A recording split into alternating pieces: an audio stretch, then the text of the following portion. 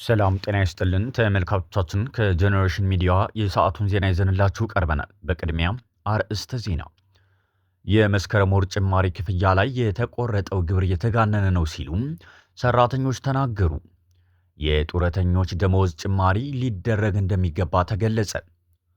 የቴሌግራም መስራችና ዋና ስራ አስፈጻሚ ፓቬል ዱሮቭ በዓለም ታዋቂው የፓሪስ ሉቨር ሙዚየም የተዘረፉትን ቅርሶች እገዛለሁ ማለቱ ተሰማ። ተመልካቾቻችን በዝርዝር ወደምንመለከታቸው ዜናዎች እናልፋለን። የጀነሬሽን ሚዲያን ሰብስክራይብ፣ ላይክ እና ሼር በማድረግ ከእርሶ የሚጠበቀውን ኃላፊነት እየተወጡ አገልግሎቱን ያበረታቱ። ጤና ይስጥልን።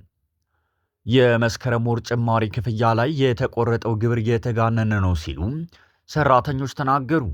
አዲሱ የተጨመረው የመንግስት ሰራተኞች ደመወዝ የመስከረም ወር የኋላ ጭማሪ ክፍያ የተደረገ ሲሆን የታክስ አከፋፈሉ የተጋነነ ሆኗል ሲሉ ክፍያ የተፈጸመላቸው ሰራተኞች ገልጸዋል።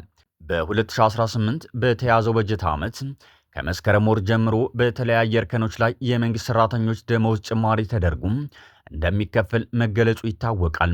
የማክሮ ኢኮኖሚ ማሻሻያን ተከትሎ የብር የመግዛት አቅም መዳከምና የመንግስት ሰራተኛውን የኑሮ ውድነት ለማቅለል ታልሞ የተደረገው የደመወዝ ጭማሪ ተግባራዊ መሆን ጀምሯል።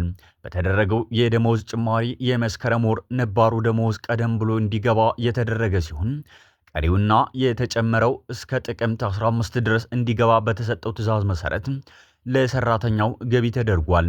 ይሁን እንጂ በጭማሪው ደመወዝ ላይ የታየው የግብር አከፋፈል ግን እጅግ የተጋነነና ከ40% በላይ ሊደርስ እንደሚችል ተቀናሽ የተደረገ መሆኑ ተገልጿል። ይህ ከፍተኛ የሆነ የግብር አከፋፈል ስርዓት ደግሞ የሰራተኛውን ቀዳዳ ከመሙላት ይልቅ የተጨመረው ብር መንግስት ሰራተኛው ጋር በትክክል እንዳይደርስና ለታለመለት ዓላማ እንዳይውል ያደርገዋል ብለዋል። የጡረተኞች ደመወዝ ጭማሪ ሊደረግ እንደሚገባም ተገለጸ።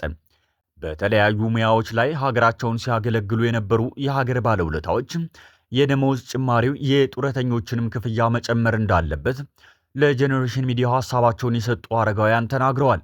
ጡረተኞቹ እንደገለጹት በስራ ዘመናቸው በነበሩበት ወቅት ላበረከቱት አስተዋጽኦ የሚገባቸውን ክብርና እንክብካቤ እንዳልተሰጣቸው ጠቅሰው የሚገባቸውን ጥቅማ ጥቅሞች ሊመቻችላቸው እንደሚገባ ተናግረዋል። የማክሮ ኢኮኖሚ ማሻሻያውን ተከትሎ የመጣው የብር የመግዛት አቅም መቀነስና የኑሮ ውድነቱ ከየትኛውም የህብረተሰብ ክፍል በበለጥም አረጋውያኑን ገፈት ቀማሾች አድርጓል።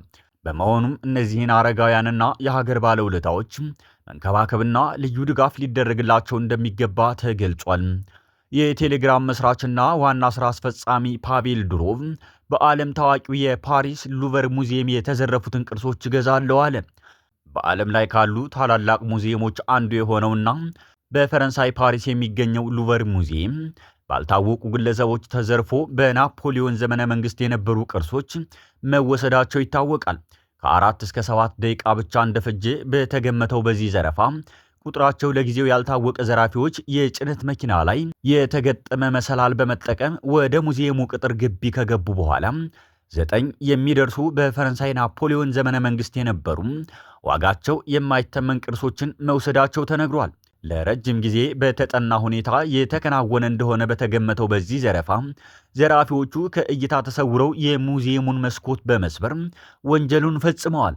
በመላው ፓሪስ ዘራፊዎቹን የመፈለግ ሥራ ተጠናክሮ የቀጠለ ሲሆን ፖሊስ እነዚህን በዋጋ የማይተመኑ ቅርሶች ለማግኘት ህብረተሰቡ እንዲተባበር ጥሪ አቅርቧል። ከ380 ሺህ በላይ ከሚሆኑት አጠቃላይ ቅርሶች ውስጥ ሊዮናርዶ ዳቪንቺ የሳላትን ታዋቂዋን የሞናሊዛን ስዕል ጨምሮ ከ35 ሺህ በላይ የተለያዩ ቅርሶችን ብቻ ለእይታ የሚያቀርበው ሉቨር ሙዚየም በዓለም ላይ ከፍተኛ ጥበቃ ከሚደረግላቸው ሙዚየሞች አንዱ እንደሆነ ይታወቃል። ታዲያ በዚህ ዘረፋ ውስጥ የተዘረፉትን ቅርሶች የቴሌግራም መስራችና ዋና ስራ አስፈጻሚ ፓቬል ዱሮቭ እኔ እገዛለሁ ማለቱም አነጋጋሪ ሆኗል። ተመልካቾቻችን ከጀነሬሽን ሚዲያ ለሰዓቱ የነበሩን ዜናዎች እነዚህን ይመስሉ ነበር። የጀነሬሽን ሚዲያን ሰብስክራይብ፣ ላይክ እና ሼር በማድረግ ከእርሱ የሚጠበቀውን ኃላፊነት እየተወጡ አገልግሎቱን ያበረታቱ። ጤና ይስጥልን።